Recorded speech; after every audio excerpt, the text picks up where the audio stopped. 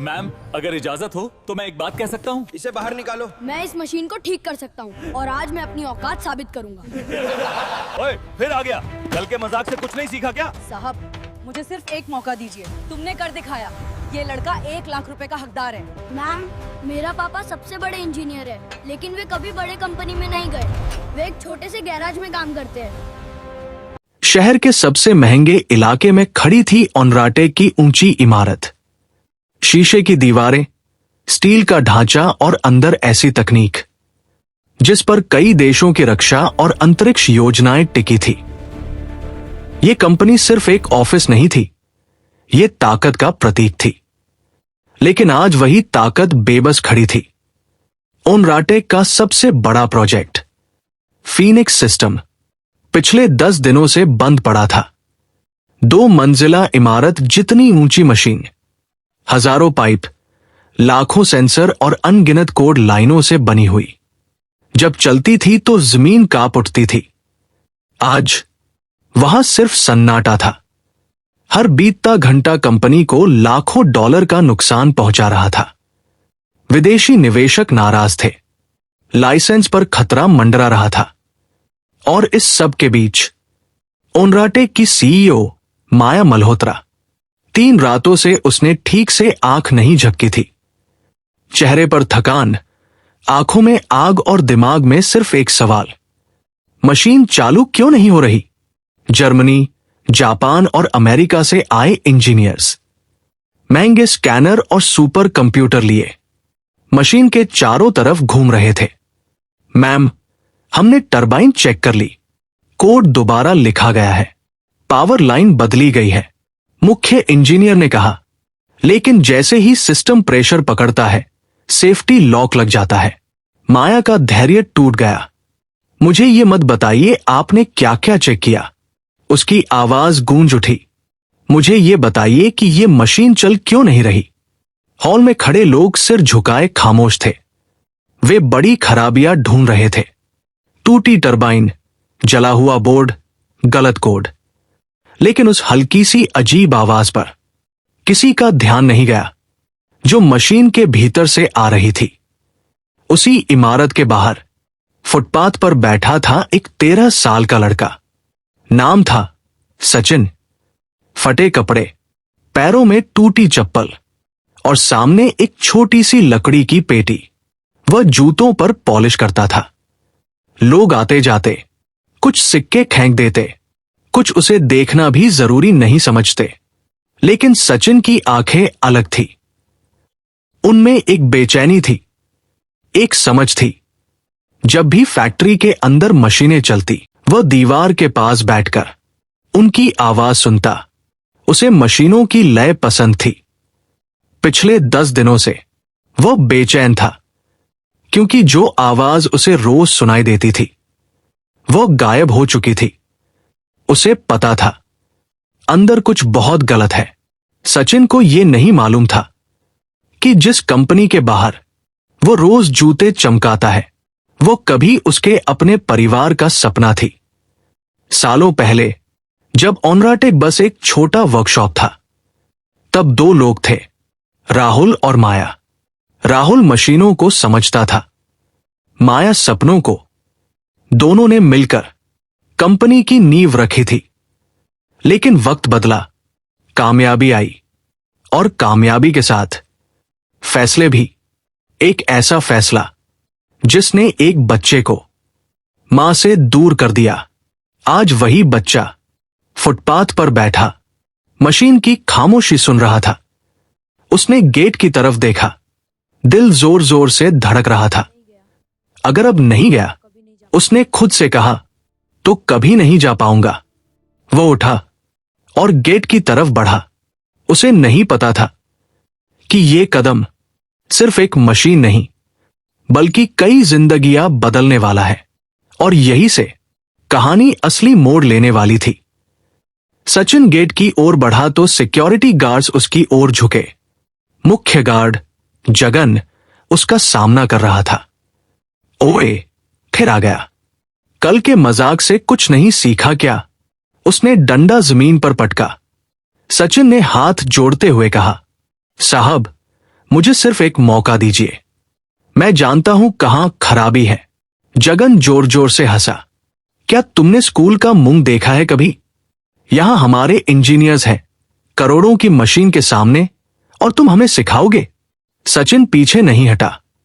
ज्ञान सिर्फ किताबों में नहीं होता, मशीन भी बोलती है अगर आप सुनना जानो। जगन का गुस्सा चरम पर था। उसने सचिन को धक्का दिया और सड़क के दूसरी तरफ फेंक दिया। सचिन के हाथ छिल गए, उसकी पेटी टूटी और पॉलिश की डिब्बियां बिखर गई। लेकिन सचिन ने कुछ नहीं कहा। उसने अपना रेंच उठाया और धीरे से जेब में रखा। रात को घर लौटते ही सचिन अपने पिता राहुल के पास गया।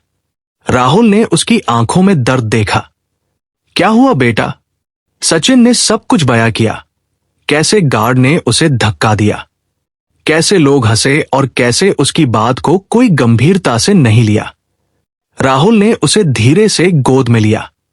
बेटा, याद रखो, हार वही मानता है जो गिरकर उठना नहीं चाहता। दूसरों ने तुम्हें अपमानित किया, लेकिन यह तुम्हारा हुनर नहीं मिटा सकता। कल फिर जाओ, इस बार पॉलिश वाला नहीं, मैकेनिक बनकर। सचिन की आंखों में आग जल उठी। वह जानता था कल उसका दिन है, मशीन को ठीक करना और अपनी काबिलियत दिखाना। सुबह की पहली किरण के साथ सचिन उठा। उसने फटे कपड़े पहने, पेटी बांधी और पिता द्वारा दिया पुराना रेंच अपने हाथ में रखा। हर कदम उसके दिल में उम्मीद और साहस भर रहा था। ओनराटे की विशाल इमारत में माहौल युद्ध जैसा था। माया मल्होत्रा की आंखें थकी हुई थी, चेहरे पर तनाव और हाथों में फाइलें। विदेशी इंजीनियर्स हॉल में खड़े थे, एक एक स्क्रीन, कोड और मशीन पार्ट्स को जांचना जारी रख रहे थे। माया ने खुद अपने हाथ उठाकर मेज पर रखी फाइलें फेंक दी। अगर आज शाम तक ये मशीन चालू नहीं हुई तो हमारा लाइसेंस रद्द हो जाएगा। उसकी आवाज में सालों का तनाव और क्रोध झलक रहा था। सचिन गेट के पास खड़ा था, फटे कपड़े, पुराने जूते, लेकिन आंखों में वही चमक। वह जानता था यह सिर्फ मशीन ठीक करने का दिन नहीं, यह अपनी पहचान साबित करने का दिन है। जगन और अन्य गार्ड्स उसे रोकने के लिए आगे बढ़े। यहां से हट, पॉलिश वाला, तुम कुछ नहीं कर सकते, सचिन ने उन्हें टोकते हुए कहा। मैं आपको केवल इतना बताना चाहता हूं। मशीन की सांस अटक रही है, वाल्व में अटकाव है, मुझे सिर्फ 5 मिनट दीजिए। जगन जोर जोर से हंसा। सुनो, हमारा काम करोड़ों की मशीन है, तुम इसे ठीक करोगे? सचिन ने हाथ में रेंच कसते हुए कहा। हां, मैं ठीक कर सकता हूं। मैं जानता हूं कि इसमें क्या गड़बड़ है। माया ने दूर से यह दृश्य देखा। कुछ पल के लिए दिल दहल गया। क्या मैं उसे मौका दूं? उसके भीतर अहंकार और उम्मीद की जंग चल रही थी। अचानक उसने खुद निर्णय लिया। खन्ना, उसका असिस्टेंट, पास आया। मैम, क्या हम इसे अंदर ले आए? माया ने हां कहा, आवाज में दृढ़ता थी। इसे अंदर लाओ। सचिन को अंदर लाया गया। विदेशी इंजीनियर्स चकित थे। एक पॉलिश वाला लड़का। उन्होंने अपनी आंखें पूरी तरह तिरछी कर ली। माया ने उसे देखा। तुम सच में इसे ठीक कर सकते हो? सचिन ने सिर हिलाया। जी मैम, सिर्फ मुझे इजाजत दीजिए। सभी इंजीनियर्स के चेहरे पर अविश्वास था। यह मजाक है, किसी ने फुसफुसाया।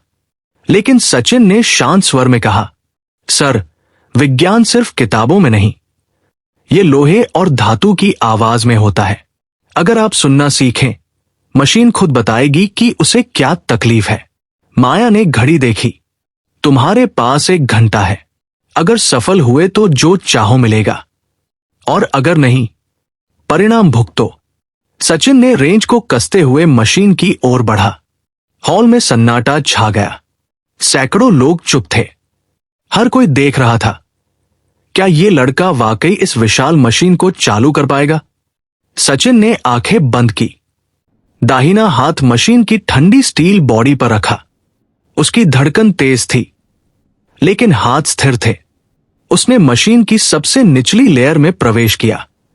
एक तंग जगह कोई वयस्क भी वहां नहीं पहुंच सकता। गर्म तेल, संकरे पाइप और तेज गंध उसके चारों ओर थी। सचिन ने ध्यान से वाल्व देखा। छोटी धातु की जाली के पीछे फंसा कचरा प्रेशर सेंसर को भ्रमित कर रहा था। इंजीनियर्स ने टरबाइन चेक किया, लेकिन यह छोटा अवरोध किसी ने नहीं देखा था। सचिन ने धीरे धीरे कचरा निकाला, वाल्व को हाथ से घुमाया, 3 हल्के प्रहार किए, टंग टंग टंग। मशीन ने धीरे धीरे सांस ली। सभी बाहर बेचैन थे। माया की धड़कनें तेज थी। फिर सचिन बाहर निकला, पूरी तरह ग्रीस और पसीने में नहाया हुआ। मैम, अब स्टार्ट बटन दबाइए। हॉल में सन्नाटा गहरा था। माया ने हाथ कांपते हुए प्रेस किया। मशीन हल्की घरघराहट के साथ चालू हुई। धीरे धीरे टरबाइन ने गति पकड़ी। 500 revolutions per minute, 1000 revolutions per minute, 5000 आरपीएम। लाल लाइट्स हरी हो गई। विदेशी इंजीनियर्स दंग रह गए। जो मशीन हफ्तों से बंद थी, वो अब महज 20 मिनट में चालू हो गई थी। माया के चेहरे पर चमक आई। उसने सचिन की ओर बढ़कर कहा, तुमने कर दिखाया। ये लड़का 1 लाख रुपए का हकदार है। लेकिन सचिन ने विनम्रता से हाथ पीछे खींच लिया। मैम, मुझे पैसा नहीं चाहिए। मैं सिर्फ ये दिखाना चाहता था कि हुनर किसी का मोहताज नहीं होता। सचिन की विनम्रता ने माया को स्तब्ध कर दिया। उसकी आंखों में सालों का अहंकार झूल गया, लेकिन एक अजीब सी गर्माहट भी समा गई। उसने खुद से पूछा, ये बच्चा, ये जादूगर है या मेरा आईना? सचिन ने धीरे से कहा, मैम, मेरा पापा सबसे बड़े इंजीनियर हैं, लेकिन वे कभी बड़े कंपनी में नहीं गए। वे एक छोटे से गैराज में काम करते हैं, जहां हर मशीन की धड़कन को समझा जाता है। मुझसे उन्होंने यही सब सिखाया। माया का मन चौंक उठा। उसने महसूस किया कि जो हुनर उसके करोड़ों इंजीनियर्स के पास नहीं था, वो एक साधारण गैराज के आदमी के पास मौजूद है। वही सचिन का पिता राहुल अपने पुराने गैराज में खड़ा, खुशी और गर्व से मुस्कुरा रहा था। उसने हमेशा सचिन को यही सिखाया था, मशीन लोहे का टुकड़ा नहीं होती। अगर तुम उसकी धड़कन सुन सको, तो वो खुद बताएगी कि क्या तकलीफ है। सचिन ने माया की ओर देखा। मैम, मैं नहीं चाहता कि ये सिर्फ मशीन ठीक हो। मैं चाहता हूं कि आप जाने, काबिलियत, हुनर और मेहनत किसी पद या दौलत की मोहताज नहीं होती। माया को सचिन की परिपक्वता और आत्मविश्वास ने हिला दिया। वो महसूस कर रही थी कि ये बच्चा किसी सामान्य लड़के का नहीं, बल्कि उसकी खुद की भूल और खोई हुई पहचान का प्रतीक है। उसने खन्ना से कहा, इस लड़के को पूरी आजादी दीजिए। अगर वह कहे कि मशीन ठीक हो गई है, तो मान लेना। सचिन फिर से मशीन के पास गया। वह जानता था कि असली परीक्षा अभी बाकी है। सैकड़ों आंखें उस पर थी, लेकिन उसके लिए सिर्फ मशीन की आवाज मायने रखती थी। उसने वाल्व को धीरे धीरे घुमाया, पाइप के अंदर जमा धूल को हटाया और पुराने रेंज से छोटी छोटी जंग लगी नट को ढीला किया। हर प्रहार, हर मोड़ उसके पिता की सीख की गवाही दे रहा था। मशीन ने हल्की घरघराहट की। फिर धीरे धीरे टरबाइन घूमना शुरू हुआ। सब लोग धीरे धीरे पीछे हट गए, क्योंकि अब उन्हें एहसास हो गया कि ये बच्चा सच में जानता है कि वह क्या कर रहा है। विदेशी इंजीनियर्स के चेहरे पर अविश्वास और हैरानी के भाव थे। वे एक पॉलिश वाले लड़के को मशीन ठीक करते देख रहे थे। उनके हाथ में उपकरण, सुपर कंप्यूटर और वर्षों की पढ़ाई, लेकिन यह बच्चा सिर्फ सुनकर और हाथ लगाकर मशीन को जिंदा कर रहा था। माया ने खुद को संभाला। उसने महसूस किया कि सचिन की वजह से ही उसका साम्राज्य बचा है। उसने अपने अंदर की अहंकार की दीवार तोड़ दी। सचिन ने मशीन के सामने कदम पीछे लिया। अब स्टार्ट करें।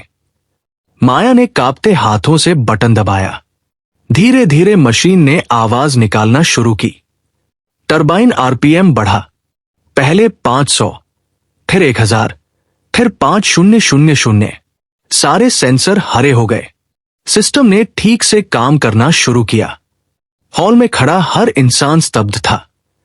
विदेशी इंजीनियर्स जो हजारों डॉलर खर्च कर चुके थे अब बस देखते रह गए। माया ने सचिन की ओर कदम बढ़ाया। तुमने ये कर दिखाया। तुम्हारा हुनर, तुम्हारा साहस, सब कुछ अद्भुत है। तुम इस कंपनी के लिए अमूल्य हो। लेकिन सचिन ने विनम्रता से कहा, मैम, मैं सिर्फ ये दिखाना चाहता था कि हुनर का मूल्य पैसे में नहीं मापा जा सकता। मेरे लिए मशीनें सिर्फ धातु नहीं, जिंदा होती हैं। अगर आप उनकी आवाज सुनेंगे तो जान जाएंगे कि क्या ठीक है और क्या खराब। माया का दिल पिघल गया।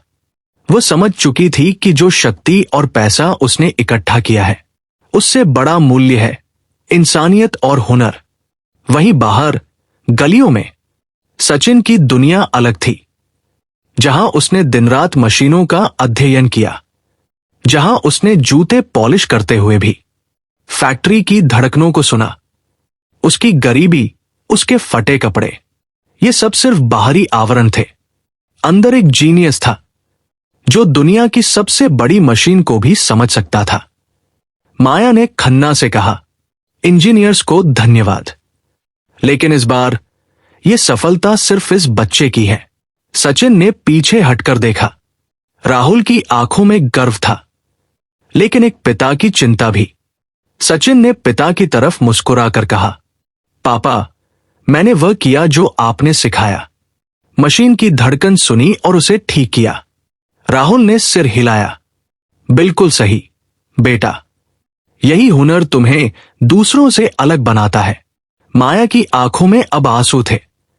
वो समझ गई थी कि अपने स्वार्थ और दौलत के पीछे भागते हुए उसने सबसे कीमती चीज खो दी थी, अपने बेटे और अपने परिवार का प्यार। सचिन ने धीरे से कहा, मैम, मैं पैसे नहीं चाहता। मुझे सिर्फ ये दिखाना था कि मेहनत और हुनर किसी का मोहताज नहीं। माया ने गहरी सांस ली। सचिन, तुम सच में अद्भुत हो। मैं तुम्हारे पिता से मिलना चाहती हूं और मैं चाहता हूं कि वो हमारी कंपनी में नेतृत्व करें। सचिन ने थोड़ा हिचकिचाया। मैम, हमारा घर बहुत छोटा है। वहां की गंदगी आप जैसी बड़ी मैडम नहीं रह पाएंगी। माया मुस्कुराई। आज तुमने जो किया है उसके बाद मेरे लिए ये घर किसी महल से कम नहीं। चलो, मुझे वहां ले चलो। सचिन ने पिता की तरफ देखा। राहुल ने सिर हिलाया। ये उनके लिए गर्व का पल था। सचिन, माया और राहुल तीनों उस छोटे से गैराज की ओर बढ़े, जहां सचिन ने अपनी पहचान, अपनी काबिलियत और अपने परिवार को फिर से जोड़ दिया था। माया ने महसूस किया, पैसे और दौलत से बड़ी कोई ताकत नहीं होती। सबसे बड़ी ताकत है हुनर, प्यार और विश्वास।